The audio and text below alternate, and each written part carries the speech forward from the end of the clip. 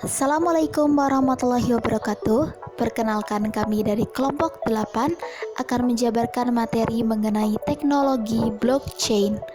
Sebelumnya kami haturkan terima kasih kepada Ibu Munawwarah SEMSI selaku dosen pembimbing mata kuliah kewirausahaan. Definisi blockchain terdiri dari dua kata yakini blok yang berarti kelompok dan chain atau rantai. Gabungan dua kata ini menggambarkan cara kerja blockchain yang memanfaatkan research komputer untuk membuat blok-blok yang saling terhubung atau chain guna mengeksekusi sebuah transaksi. Blockchain merupakan sebuah buku besar digital terdistribusi yang sifatnya permanen, di mana setiap transaksi dicatat dan diamankan di banyak database yang tersebar luas di komputer, yang artinya tidak lagi menggunakan pihak ketiga dalam proses pertukaran data atau transaksi. Sejarah. Dalam tahun 1191 sampai tahun 1992 muncul gagasan awal oleh Westcott dan Stuart Haber, dilanjutkan rancangan bernama Merkle Tree, di mana rancangan ini dibuat dengan tujuan untuk meningkatkan efisiensi atau kemampuan sebuah teknologi dalam mengumpulkan beberapa dokumen sekaligus pada sebuah blok. Selanjutnya, tahun 2008, keberhasilan blockchain oleh Satoshi Nakamoto berbentuk Bitcoin. Dan pada tahun 2014, muncul istilah blockchain 2.0 sebagai versi terbaru dari teknologi blockchain. Dan pada tahun 2019, IBM membentuk Pusat Penelitian Inovasi Blockchain di Singapura. Karakteristik distribusi. Dalam istilah komputasinya, distribusi merupakan pengertian dari suatu proses yang terbagi-bagi ataupun suatu data yang terbagi-bagi maupun gabungan dari keduanya. Hingga saat ini sendiri, teknologi blockchain cenderung memiliki karakteristik proses distribusi dengan metode terreplikasi atau semua noda atau mesin memiliki data yang sama, dan beberapa sedang mengembangkan dukungan terhadap data distribusi atau shard. Kedua, immutable. Immutable merupakan suatu sifat di mana sebuah data atau variabel tidak dapat diubah lagi setelah nilainya diberikan atau assigned dalam eksekusi suatu program berupa dengan sifat konstan yang paling tentu nilainya dilakukan sebelum sebuah program dieksekusi. Dalam lingkungan eksekusi program, immutable dapat dicapai dengan mudah melalui serangkaian aturan logik. Sedangkan dalam konteks data yang tersimpan dalam media penyimpanan, kondisi tersebut lebih sulit dicapai. Salah satu cara untuk membuat sebuah file atau data immutable adalah dengan menuliskan pada media sekali tulis seperti pada CD atau DVD. Cara lainnya adalah menggunakan metode kriptografi yang menghasilkan immutable semu karena secara fisik data tetap dapat diubah, namun secara logik dapat diperiksa dengan menggunakan perhitungan matematis. Teknologi blockchain menggunakan metode kriptografi untuk mengamankan data transaksi dari adanya perubahan tanpa izin. Ketiga, desentralisasi. Desentralisasi merupakan satu-satunya karakteristik paling unik yang menjadi pembeda antara blockchain dengan teknologi database lainnya. Karena fitur distribusi dan immutable pada dasarnya bukan hal baru di dunia database, atau meskipun bentuk teknisnya berbeda. Sampai saat ini, semua solusi blockchain menggunakan konsensus untuk mencapai desentralisasi dengan berbagai variasinya. Konsensus dapat diartikan sebagai sebuah kesepakatan antara mesin-mesin atau nodes yang tergabung dalam satu ekosistem blockchain untuk menentukan data atau transaksi mana yang dianggap valid dan sah, yang menjadikannya sebuah kebenaran bersama atau single source truth. Ada beberapa metode konsensus, diantara adalah Proof of Work atau POW, Proof of Stake atau POS, dan Voting with Stakes, di mana saat ini masih mendominasi adalah metode POW yang dikenal dengan proses mining atau menambang. Melanjutkan pembahasan pada tipe blockchain. Dalam proses pengembangannya sendiri, terdapat 3 tipe blockchain yang berhasil dikembangkan di dunia. Yang pertama adalah blockchain publik. Tipe blockchain ini dikembangkan secara bersama-sama oleh publik, sehingga siapapun dapat ikut serta untuk mengembangkannya. Tipe blockchain ini sendiri telah dianggap terdesentralisasi karena kontrol atasnya yang tidak berada pada tangan individu maupun kelompok tertentu. Beberapa contohnya seperti Bitcoin, Litecoin, dan sebagainya. Yang kedua adalah blockchain konsorsium. Menurut KBBI sendiri, konsorsium bermakna suatu himpunan beberapa pengusaha yang menjalankan suatu usaha bersama. Dari makna tersebut, dapat kita simpulkan bahwa blockchain konsorsium merupakan sebuah blockchain yang dikembangkan oleh suatu kelompok secara bersama untuk kepentingan tertentu. Blockchain tipe ini sendiri seringkali dikaitkan dengan kolaborasi bersama yang dilakukan sekelompok organisasi ataupun perusahaan. Biasanya dalam rangka meningkatkan kinerja maupun pengembangan bisnis mereka. Contohnya seperti Quorum, Hyperledger, Corda, dan lain sebagainya. Dan yang terakhir adalah blockchain privat. Tipe blockchain ini merupakan keterbalikan dari blockchain publik, di mana pada tipe ini blockchain tidak dapat diakses oleh publik. Bahkan source code pun tidak akan dipublikasikan, sehingga yang dapat mengakses blockchain jenis ini hanyalah individu maupun kalangan internal perusahaan saja. Penggunaan tipe ini biasa digunakan untuk kepentingan riset dan juga database dari produk atau jasa suatu perusahaan. Contohnya seperti Ripple, multi-chain, dan lain sebagainya. Lalu, bagaimana cara kerja dari teknologi blockchain ini? Cara kerja dari blockchain ini dimulai ketika seseorang mengajukan permohonan transaksi. Kemudian, permohonan tersebut diteruskan ke jaringan blockchain yang terdiri dari banyak komputer atau node. Tiap node akan melakukan validasi menggunakan algoritma khusus, dan validasi ini bisa berupa transaksi kontrak sampai catatan kejadian. Setelah divalidasi, transaksi baru akan dijadikan sebuah blok data. Blok baru ini kemudian akan disambungkan ke blok yang sudah ada sebelumnya. Sambungan ini melibatkan parameter yang unik dan saling terhubung, sehingga sangat mustahil untuk dimodifikasi.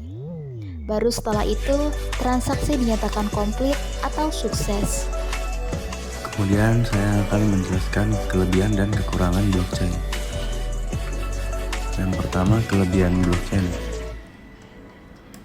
Minim kemungkinan penipuan. Sistem kerja teknologi blockchain yang seperti buku besar yang bersifat publik atau terbuka dapat meminimalisir kemungkinan penipuan. Selain itu, kemampuan teknologi ini dapat memvalidasi transaksi yang masuk, juga membantu pengguna memantau setiap transaksi sehingga minim terjadi penipuan karena pengawasan yang ketat. Kedua, kelebihan blockchain adalah desentralisasi. Teknologi blockchain menggunakan jaringan node terdistribusi untuk menyimpan data blockchain. Artinya sebagian besar data blockchain tersimpan di ribuan perangkat berbeda dalam jaringan yang tersebar luas. Ketiga, stabilitas blockchain. Setiap blok yang telah dikonfirmasi hampir tidak mungkin untuk dikembalikan maupun dihapus. Oleh karena itu, dalam penerapannya, teknologi ini sangat andal dan efisien dalam menyimpan catatan keuangan secara aman dan stabil. Yang keempat, kelebihan blockchain adalah sistem yang terpercaya. Pada sebagian sistem pembayaran, transaksi yang terjadi cenderung melibatkan pihak ketiga sebagai perantara. Teknologi blockchain mengurangi peran pihak ketiga dalam suatu transaksi, karena node jaringan yang sudah terdistribusi mampu memverifikasi proses transaksi dalam metode aman atau biasa dikenal sebagai penambangan. Lalu teknologi blockchain tidak memiliki kekurangan. Teknologi blockchain itu sendiri memiliki beberapa kekurangan. Yang pertama adalah 51% serangan. 51% serangan merupakan sebuah potensi serangan yang dapat terjadi apabila suatu pihak berhasil mengontrol lebih dari 50% kekuatan hashing jaringan. Jika hal ini terjadi, penyerang akan memiliki kekuatan untuk mengganggu seluruh jaringan dengan mengubah atau mengecualikan perintah transaksi. Potensi serangan ini sendiri masih berupa kajian teoritis dan sejauh ini belum ada pihak yang mampu melakukannya. Yang kedua, modifikasi data. Kelemahan paling dasar dalam teknologi ini adalah sulitnya melakukan penambahan atau modifikasi data pada sistemnya, karena setiap data yang berhasil masuk dan terverifikasi tidak mampu diubah-ubah lagi. Yang ketiga adalah private key. Permasalahan berikutnya adalah apabila pengguna kehilangan kunci private-nya, maka secara otomatis ia akan kehilangan uang di dalamnya dan tidak ada cara untuk mengembalikannya.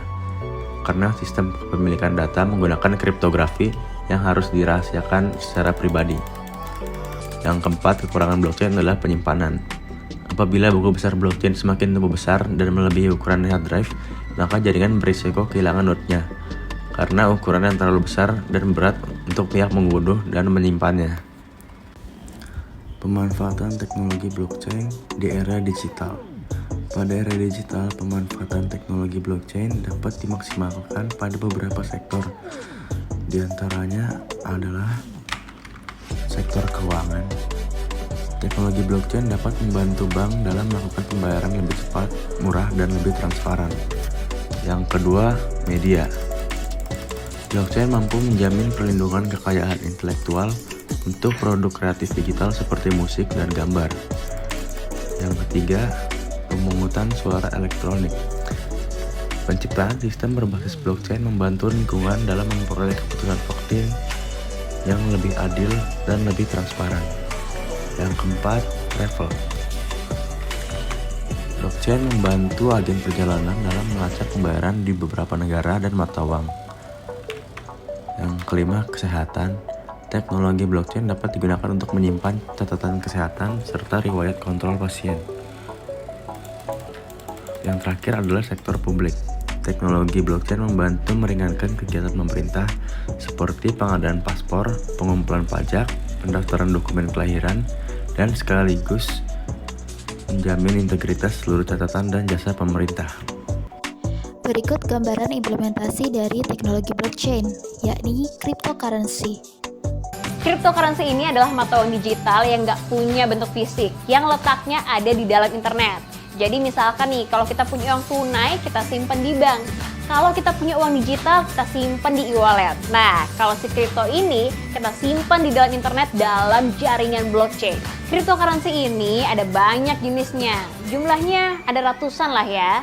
5 diantaranya Bitcoin, Ethereum, Ripple, Bitcoin Cash, dan Stellar. Sama aja kayak kita kenal mata uang di dunia, ada rupiah, USD, Singapura dollar, pound sterling, dan euro. Setiap orang yang ingin menggunakan cryptocurrency butuh yang namanya dompet. Setiap kali membuat dompet, kita akan mendapatkan public key dan secret key. Public key itu diibaratkan seperti nomor rekening, kalau secret key seperti password. Cryptocurrency ini dibuat dengan ilmu kriptografi yang hampir tidak mungkin bisa dihack. Setiap transaksi cryptocurrency ini akan dicatat dalam bentuk ledger atau catatan transaksi. Ya mirip-mirip lah ya kayak statement di mobile banking. Kemudian catatan transaksi akan disebarkan ke seluruh pengguna untuk nantinya diverifikasi. Oke, kita buat lagi ya simulasi transaksi cryptocurrency ini supaya lebih mudah dipahami. Misalnya ada Maria dan Doni. Maria pengen beli beras nih ke Doni, tapi Maria cuma punya ayam. Karena pada zaman dulu belum ada yang namanya mata uang rupiah, jadi masih menggunakan sistem barter. Alhasil, Maria memberikan ayamnya kepada Doni untuk mendapatkan beras. Instrumennya di sini, alat pembayarannya adalah ayam, yang diperoleh dari teknologinya melalui peternakan. Kemudian, sistem barter ini sudah berubah nih, menjadi pembayaran uang tunai seperti rupiah. Jadi, instrumennya adalah uang rupiah yang dibuat melalui teknologi percetakan. Lalu muncul lagi nih cara baru untuk bertransaksi yaitu melalui Bitcoin. Instrumennya adalah Bitcoin ini yang dibuat melalui teknologi blockchain. Dapat disimpulkan, blockchain merupakan sebuah teknologi pencatatan transaksi yang saling terhubung serta sifatnya kekal, sehingga tidak dapat diubah lagi dan juga tidak melibatkan pihak ketiga. Apabila kita timbang dari kebutuhan di era digital, teknologi blockchain ini sangat dibutuhkan sebagai prioritas transparansi serta aspek keamanan pada kehidupan manusia. Meskipun teknologi ini cenderung memiliki potensi yang besar, namun masih banyak kekurangan yang perlu dikaji dan juga ditingkatkan untuk standarisasi yang lebih lanjut. Berikut referensi yang kami gunakan dalam penjabaran materi kali ini. Sekian dari kami, terima kasih, semoga bermanfaat. Wassalamualaikum warahmatullahi wabarakatuh.